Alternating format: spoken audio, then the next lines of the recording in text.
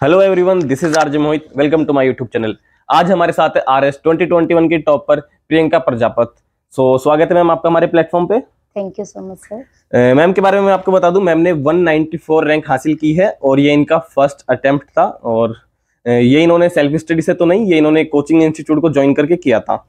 तो आज मैम की जर्नी को थोड़ा एक्सप्लोर करेंगे और मैम ने किस स्ट्रेटेजी से अपनी स्टडी को किया और किन मुश्किलों का सामना करते हुए अपनी स्टडी में आगे बढ़े, ये सब जानेंगे। और मैम आपको कुछ टिप्स भी देंगे और मैम ने अगर कोई मिस्टेक की होगी अपनी इस जर्नी में जो कि आपको नहीं करनी चाहिए तो मैम आपको वो भी बताएगी। वीडियो में आगे बढ़ते हैं। उससे पहले मैम देगी एक अपना छोटा सा इंट्रोडक्शन। Please ma'am. मैं बेसिकली तो अलवर जिले से बिलोंग करती हूँ और मैंने अपने प्रथम प्रयास में जो 2021 कारेस का एग्जाम है इसमें 194 रैंक सिक्योर की है। ओके, आपका एजुकेशन बैकग्राउंड क्या है पहले?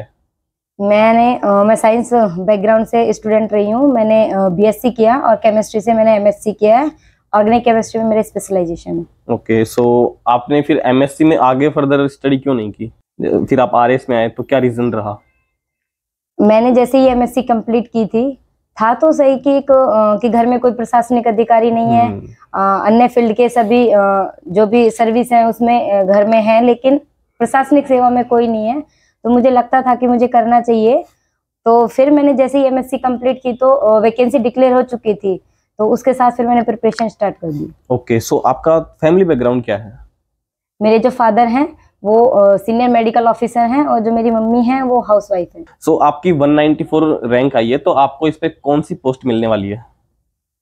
मुझे इस पे 2 पोस्ट की संभावना है, या तो अकाउंट सर्विस मिलने वाली है, फिर ब्लॉक डेवलपमेंट ऑफिसर है, वो पोस्ट मुझे लॉट होगी। ओके, अब आप अपनी जर्नी को थोड़ा एक्सप्लोर करें। लाइक आपको इसकी इंस्पिरेशन कहाँ से मिली है ना, और आपका थोड़ी जर्नी बताना स्कूलिंग बैकग्राउंड की, आप कैसे स्टूडेंट थे और फिर कॉलेज में आपने कौन सी डिग्री की है, ये सब बताएं और आरएस के बारे में भी बताएं। यदि मेरे बैकग्राउंड की बात की जाए स्टडी के अंदर, तो मैं शुरू से ही एक ब्राइट स्टूडेंट रही हूँ। यदि स्कूलिंग में देखें या कॉलेज में देखें तो मैं हमेशा से वहाँ की टॉपर रही हूँ।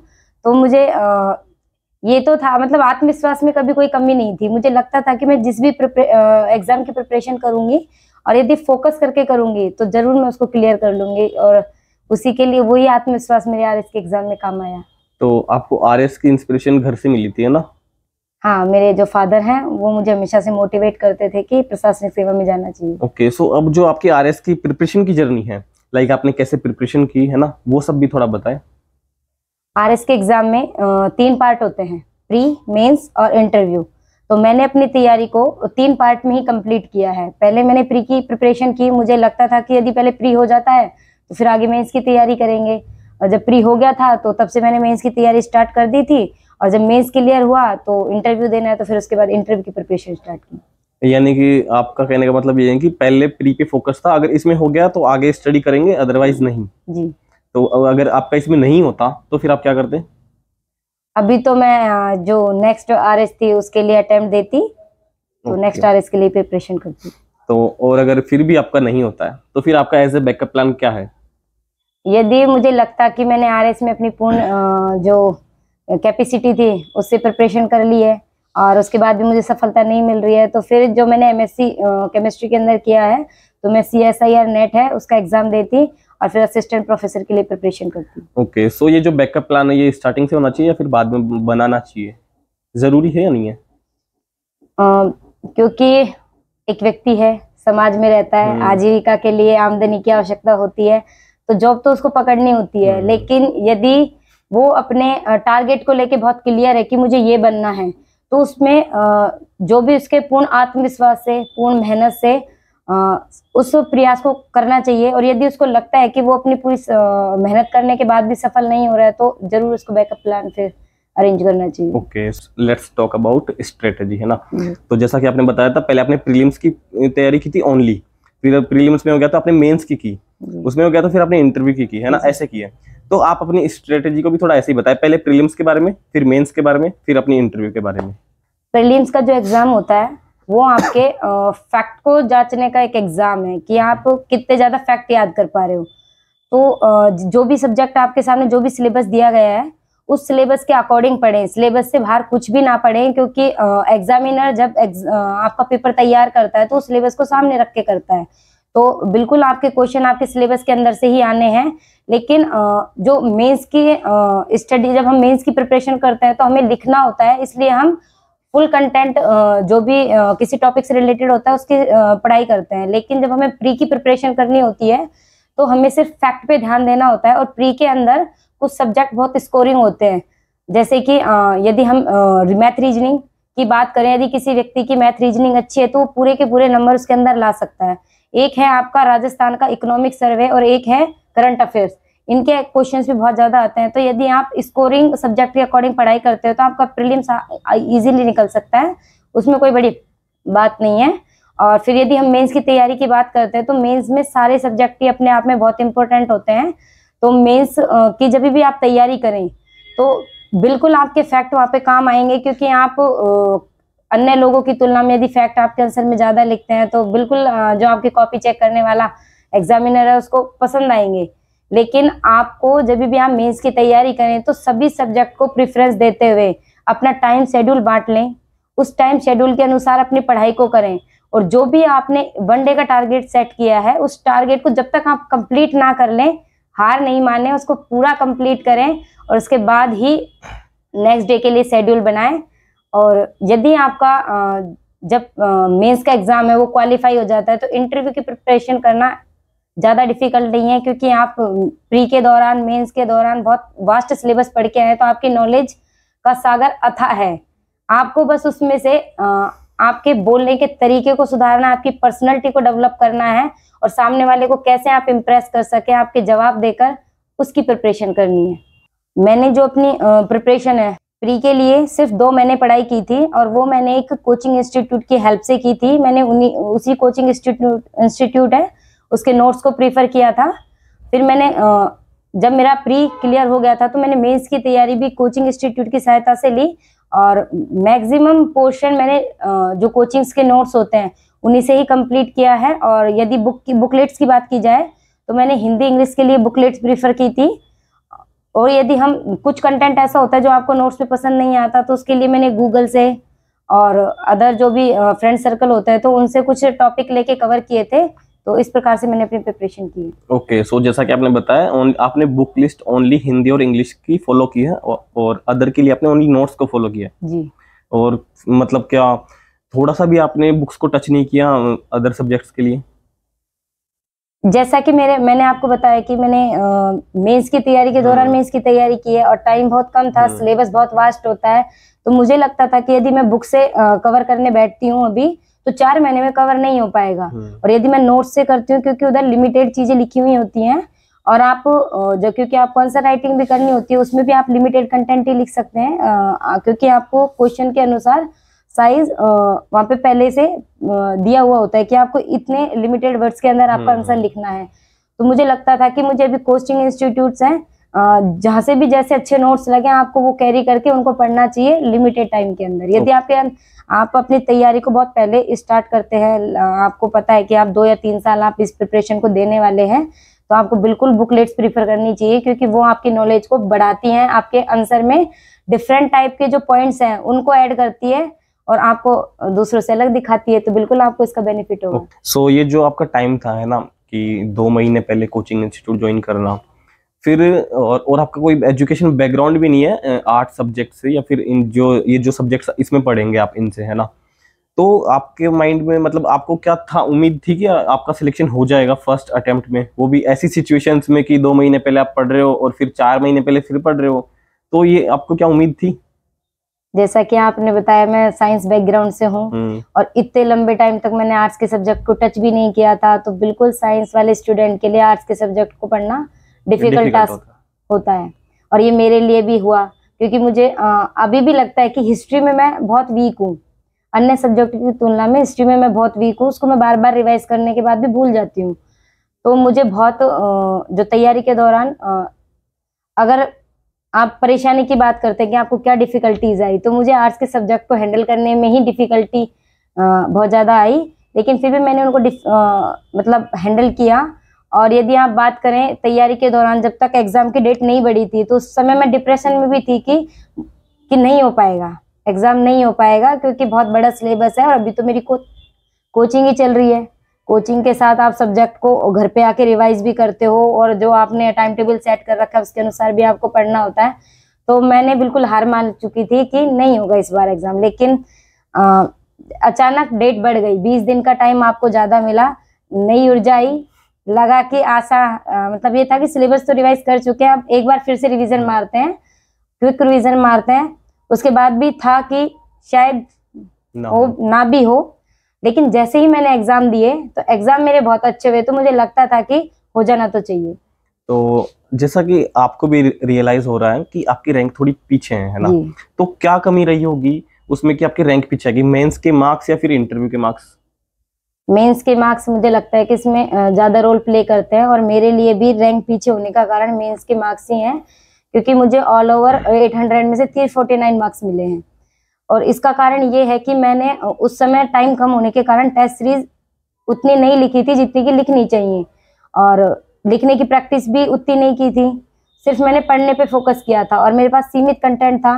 तो उस कारण मुझे लगता है कि मुझे मेंस में कम मार्क्स मिले, लेकिन अब मैंने अपनी नॉलेज को बढ़ाया है और निश्चित इस बार अच्छे मार्क्स मिलेंगे।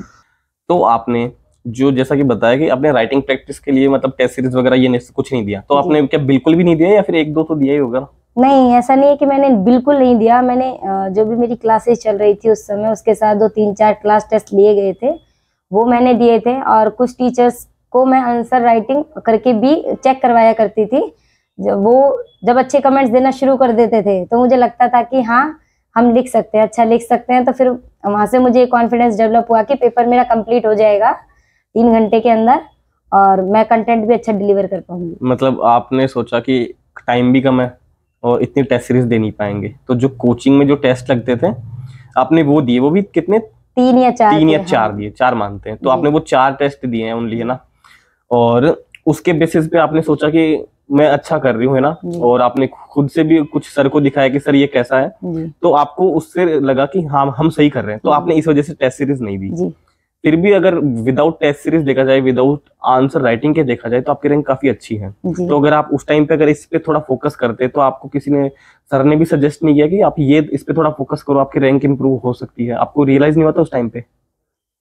उस टाइम पे मेरे साथ एक समस्या ये थी कि मुझे पहले ये सब्जेक्ट नहीं पढ़े हुए थे, तो साथ में कोचिंग के साथ में सब्जेक्ट भी पढ़ने होते थे अलग से, जो क्योंकि आप यदि उन्हीं को ही पढ़ोगे तो आपका पीछे का जो हो चुका है वो आप फिर से भूल जाओगे, तो उनको भी रिवाइज करना होता था। तो आंसर राइटिंग करने के लिए, फिर टेस्ट देने के लिए टाइम नहीं था। और क्योंकि ये तो हम भी जानते हैं कि आप आंसर राइटिंग तभी कर सकते हो जब आपको कुछ याद होगा, तो याद ही नहीं होगा तो आंसर राइटिंग कैसे करेंगे? तो मैंने याद करने पे ज्यादा फोकस किया, तो शायद इसलिए मेरी रैंक थोड़ा आंसर राइटिंग ना करने के कारण इतनी पीछे चली गई है। लेकिन इस बार मैंने वो गलती सुधारी है और मैं टेस्ट सीरीज ज्वाइन की है। तो इस बार आपने अभी तक कितने टेस्ट दे दिए होंगे? 7। इस बार भी अभी तक 7 ही दिया आपने? हाँ। अभी टाइम कितना है? टाइम बस 25 दिन का बचा है। तो अभी इस 25 दिन में कितने टेस्ट देने वाले हैं आप?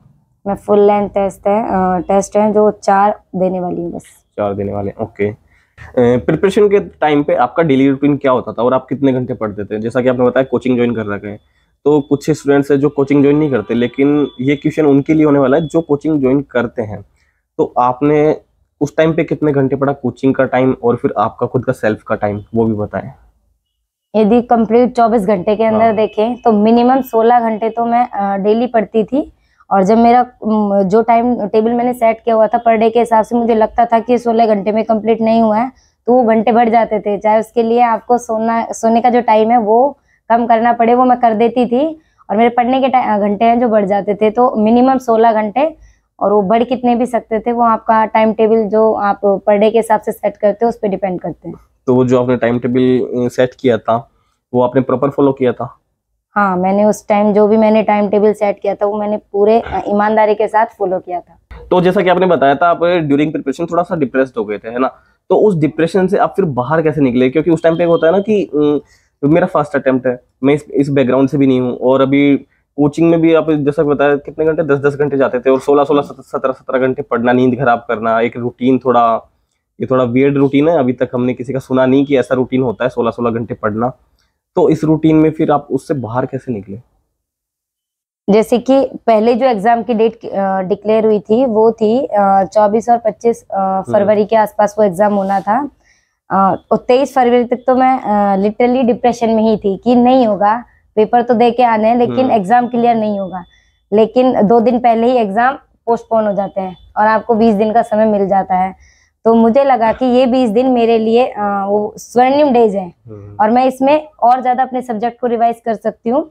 और मैं धीरे धीरे अपने आप जब वो 20 दिन के अंदर पढ़ाई वापस से की, खुद को ऐसा लगा कि 20 दिन बहुत होते हैं आपके फिर से सब्जेक्ट को रिवाइज करने के लिए। तो धीरे धीरे मेरा जो तनाव है वो वहां से मैं उस तनाव से निकलती गई और मैंने सब्जेक्ट को ज्यादा रिवीजन करने पे फोकस किया। और उसके बाद भी हाँ लगता था कि दोनों 50-50 चांसेस है, हो भी सकता है, नहीं भी हो सकता। लेकिन जब मैंने एग्जाम दिए उसके बाद जब मेरे एग्जाम मुझे लगा कि अच्छे हुए हैं, तब मुझे लगता था कि होगा एग्जाम जो आपका है क्लियर होगा। ओके, सो जब अपन किसी भी एग्जाम की प्रिपरेशन करते हैं तो कॉन्फिडेंस एक ही चीज से आता है, आपके रिवीजन से। अगर आपको कितना याद है जी। और उस याद तब होगा जब आप मल्टीपल टाइम्स रिवीजन करेंगे। तो आपने इतने कम टाइम में फिर रिवीजन कैसे किया और उसके लिए मतलब कितने घंटे निकालते थे? डेली करते थे या फिर ऐसे 7 दिन के गैप में करते थे? मेरा शेड्यूल इस प्रकार से था, पहले आके तो जो भी कोचिंग में पढ़ाया गया है वो पढ़ना है, उसके अलावा हिंदी इंग्लिश को डेली लगभग 2.5 घंटे देने ही हैं। जब वो टाइम समाप्त हो जाता था उसके अलावा जितने घंटे वो 17-18 घंटे के पूरे टाइम टेबल में बचते थे। तो मैंने अलग से टाइम टेबल बना रखा था कि किस सब्जेक्ट को अब किस प्रकार से रिवीजन करना है। तो उसके हिसाब से मैं डेली फिर एक सब्जेक्ट को लेती थी जो मैं पहले रिवीजन कर चुकी थी, तो उसके साथ वो रिवीजन होता जाता था और कोचिंग वाला मैं साथ में आके कर लेती थी तुरंत। एंड करंट अफेयर्स को आपने कैसे कवर अप किया? क्योंकि उसका वेटेज प्रीलिम्स में तो ज्यादा होता है और मेंस में थोड़ा सा कम होता है बट कम होता है। तो आपने प्रीलिम्स में कैसे कवर अप किया उसको और कहाँ से किया? मैंने जो क्रोनोलॉजी है वो वाली बुकलेट को प्रीफर किया, क्योंकि मुझे लगता है कि वो वाली जो बुकलेट है वो आपके मैक्सिमम जो करंट अफेयर्स के क्वेश्चंस हैं उनको कवर कर लेती है। तो मैंने प्रीलिम्स के लिए उसी बुकलेट को मतलब प्रीफर किया। मेंस के लिए मेंस में जो करंट अफेयर का वेटेज होता है वो थोड़ा कम होता है, उसके लिए सिर्फ 2 जगह आपको करंट अफेयर्स की आवश्यकता होती है। एक तो इकोनॉमी के कंटेंट के लिए, एक होता है आपका इंटरनेशनल रिलेशन के कंटेंट के लिए। तो वो मैंने कोचिंग इंस्टीट्यूट, प्रत्येक कोचिंग इंस्टीट्यूट होता है जो लास्ट में आपके जो करंट अपडेटेड कुछ भी फैक्ट होते हैं उनको ऐड करके नए नोट्स निकालता है, वो सब कोचिंग में आपको मिल जाते हैं। तो मैंने उधर से उसको फॉलो कर लिया, क्योंकि टाइम कम था। यदि मैं बुकलेट पढ़ने के लिए जाती तो उसके लिए मुझे पर डे अलग से 2 घंटे देने पड़ते और इतना वेटेज था भी नहीं। तो फिर मैंने ऐसा बोलते हैं ना, पक्का पकाया माल को उठा लेना, तो मैंने वो उठाया, वहां से उसको कंप्लीट किया। ओके। और आप राजस्थान के अलवर जिले से हैं, तो अलवर जिले में आपका मतलब कौन से एरिया से है? मैं जिस एरिया में हूँ, जहाँ पे भी रहती हूँ, वहाँ पे तो लड़कियों की जो एजुकेशन की स्थिति है बहुत अच्छी है। लेकिन यदि मैं मेरी सोसाइटी के अंदर बात करूँ तो उसके अंदर लड़कियों की एजुकेशन की स्थिति बिल्कुल भी अच्छी नहीं है।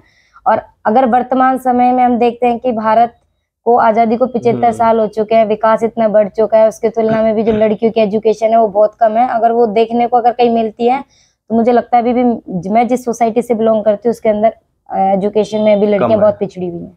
तो अगर उनमें से कोई, जैसे आप उनमें से निकल के आए हैं ना, तो अगर और कोई भी ऐसा सोच रहा है ना करने की, क्योंकि डाउट होते हैं कि हम एक तो होता है कि कोई सोच ही नहीं रहा कि करे ना करे, एक होता है सोच रहा है बट उसमें प्रॉब्लम्स आती हैं, कभी फैमिली सपोर्ट नहीं करती तो कभी कुछ अदर फैक्टर्स आ जाते हैं।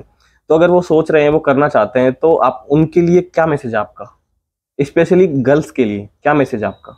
वो गर्ल्स जो कि आगे कुछ भी बनना चाहती हैं, क्योंकि किसी का लक्ष्य कुछ भी हो सकता है, वो कुछ भी बनना चाहती हैं, तो इसके लिए सबसे पहले तो ये पेरेंट्स सपोर्ट नहीं करते, तो उन पेरेंट्स को कन्विंस करें कि आप, यदि पेरेंट्स हमको टाइम देंगे तो हम पेरेंट्स को कुछ प्राउड फील करने का मौका देंगे। तो आप अपने पेरेंट्स को कन्विंस कीजिए और जो भी आपकी पढ़ाई है उसमें आप ईमानदारी रखिए, आपके टारगेट को फिक्स कीजिए, उसके अकॉर्डिंग पढ़ाई कीजिए, आपको निश्चित सफलता मिलेगी। सो मैम, आपकी तरफ से कोई मैसेज है उन एस्पिरेंट्स के लिए?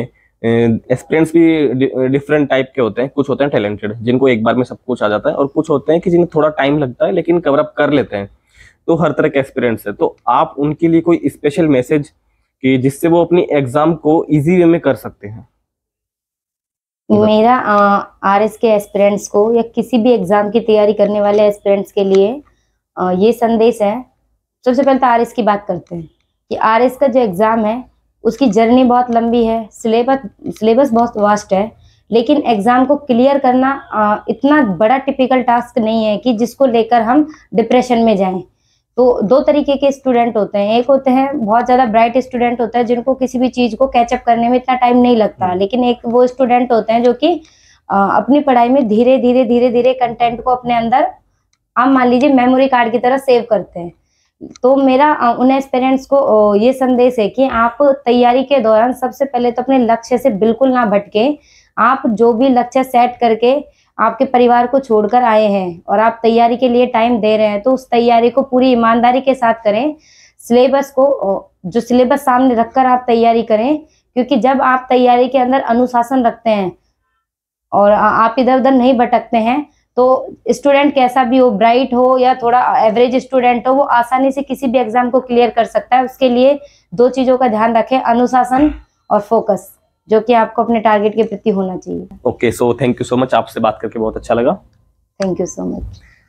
सो आई होप आपको वीडियो पसंद आया होगा, मैम की जर्नी पसंद आई होगी। और मैम की जर्नी की स्पेशल बात यह है कि मैम ने अपने प्रीलिम्स के एग्जाम से 2 महीने पहले प्रिपरेशन की, जबकि इनका बैकग्राउंड इससे कहीं भी मैच नहीं करता, ये साइंस बैकग्राउंड से है।